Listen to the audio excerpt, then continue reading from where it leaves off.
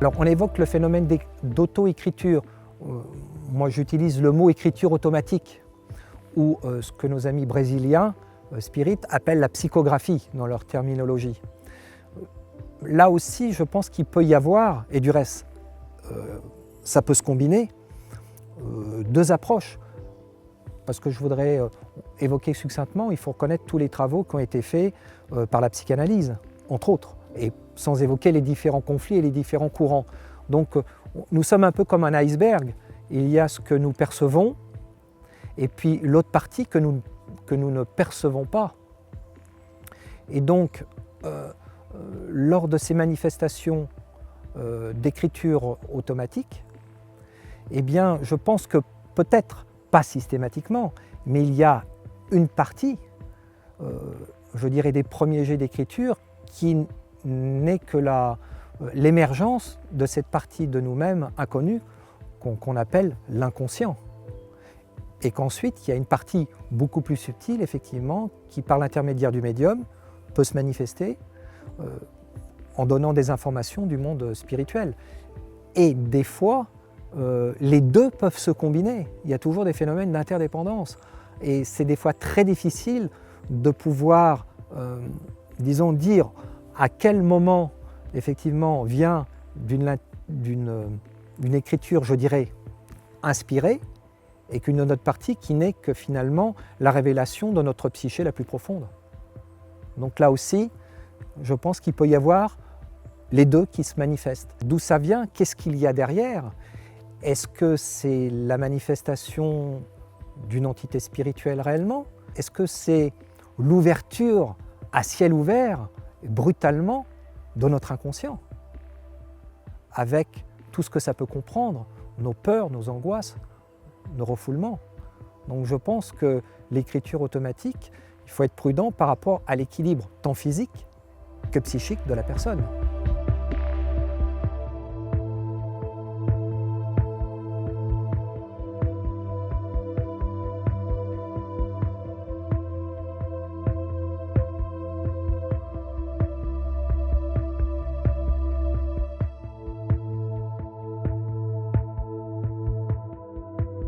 Une nuit, ça couvre plutôt la période des années 83, où effectivement je suis réveillé par une voix extérieure, je dis bien extérieure, qui n'est pas dans la tête,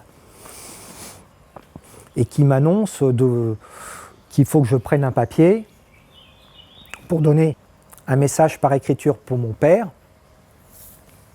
Je prends une feuille et je commence à écrire pour Albert, qui est le prénom de mon père.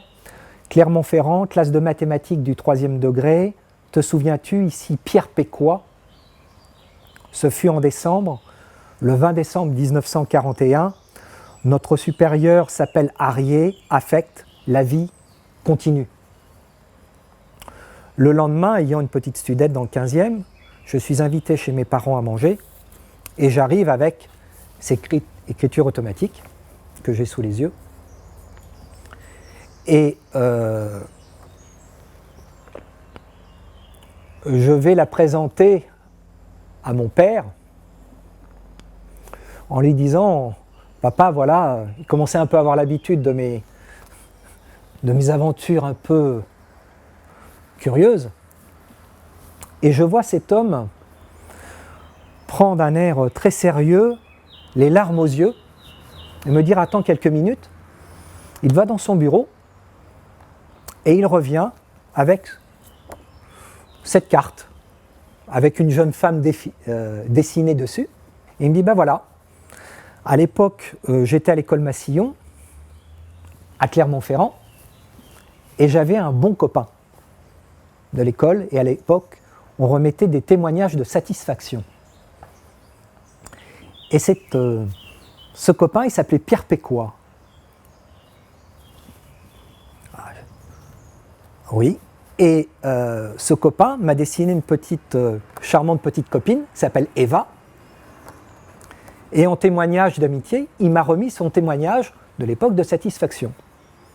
Et sur ce témoignage de satisfaction, on peut lire « École Massillon, Société civile d'enseignement libre de Clermont-Ferrand, classe de mathématiques, témoignage de satisfaction du premier degré, décerné à M. Perpiéquois le 20 décembre 1941.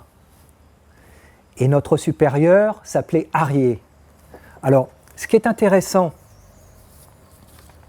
à voir, c'est que quand on regarde le témoignage obtenu par écriture automatique et que l'on regarde la signature du témoignage de satisfaction, on peut constater au niveau des initiales qu'au début des lettres, elles sont pratiquement ou systématiquement identiques.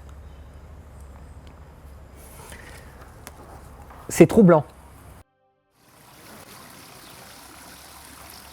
Alors ces phénomènes-là prenaient de tables tournantes à travers des expériences faites au niveau familial, au niveau de l'écriture automatique, prenaient de plus en plus d'ampleur. Mais d'autres phénomènes venaient se greffer au niveau familial aussi. C'est qu'il y avait dans ma chambre à coucher, il y avait des coups dans les murs, alors qu'il n'y avait personne. Il y avait aussi des déplacements apparemment d'objets qui étaient à un endroit à un moment donné, qu'on retrouvait à un autre endroit.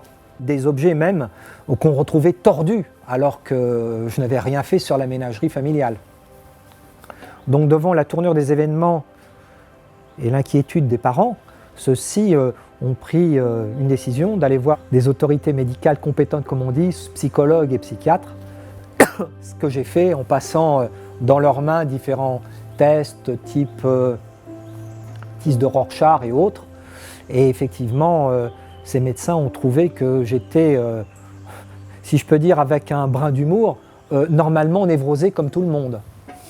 Une des explications, qui était aussi extraordinaire, m'avait été donnée effectivement dans mes recherches par un psychanalyste, disant, et un médecin psychiatre, voulant expliquer ce phénomène-là par un phénomène psychologique qui s'appelle la cryptomnésie, qui voudrait dire que dans ma petite enfance, inconsciemment, j'aurais capté cette information dans ce témoignage ayant été dans un livre appartenant à mon père de biologie végétale et que inconsciemment, j'aurais eu sous les yeux ce type d'information que j'aurais photographié dans ma psyché, que j'aurais en quelque sorte refoulé dans mon inconscient et que pour une raison indéterminée, j'aurais en quelque sorte ressurgi lors d'un rêve nocturne qui aurait été de nature hallucinatoire. Si on pense à ce moment-là donner une explication, peut-être qu'effectivement nous avons très peu de connaissances sur les facultés de notre cerveau ou de notre esprit, mais je trouve que l'hypothèse de l'inconscient comme l'hypothèse spirituelle est tout aussi intéressante et tout aussi fantastique.